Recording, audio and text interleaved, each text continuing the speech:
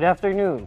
A recently signed agreement will open a direct line of communication between the presidential offices of China and the Philippines to help prevent any new confrontation from spiraling out of control in the disputed South China Sea. According to highlights of the accord seen by the Associated Press, the agreement provides several channels for communication between the Philippines and China, specifically on maritime issues, through the representatives to be designated by their leaders. The hotline talks could also be done through the Department of Foreign Affairs and Ministry of Foreign Affairs counterparts, including at the Foreign Minister and Vice Foreign Minister levels, or through their designated representatives. According to the agreement, there is also a plan to set up a new communication channel between the Chinese and Philippine Coast Guards once the corresponding memorandum of understanding between them is concluded.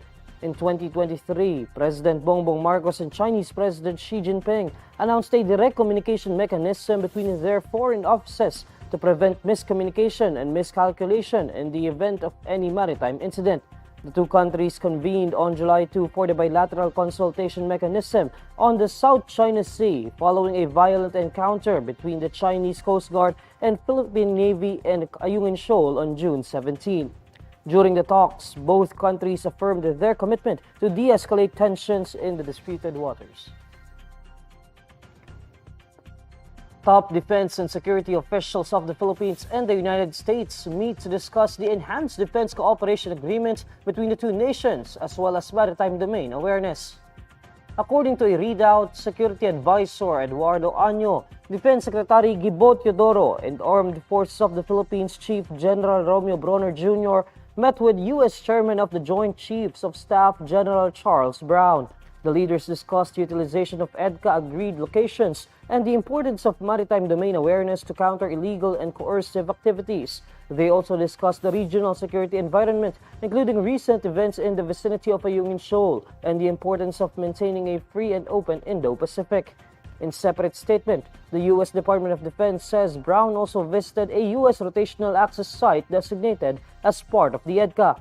The sites are designed to strengthen combined training, exercises, and interoperability between the two countries. There are currently 9 identified Edca sites in the country. In April 2023, President Bongbong Marcos allowed the United States access to 4 more Philippine military bases under Edca, which permitted Washington to store equipment and station troops there. Ahead of his third State of the Nation address, a Pulse Asia survey shows both President Bongbong Marcos' approval and trust ratings slightly dropped. Based on a survey published on Wednesday, July 17, Marcos' approval rating dipped to 53% in June from 55% in March 2024, while his trust rating dropped from 57% in March to 52% in June. Meanwhile, Vice President Sara Duterte's approval rating slightly increased by 2% from 67% in March to 69% in June. Her trust rating, on the other hand, remained unchanged at 71%. Marcos' approval rating and trust rating remained in the majority in all areas except in Mindanao, where his approval rating is only at 38% and trust rating at 35%. Comparatively, Duterte enjoyed majority approvals and trust rate in all areas, with both ratings being the highest in Mindanao at 95%.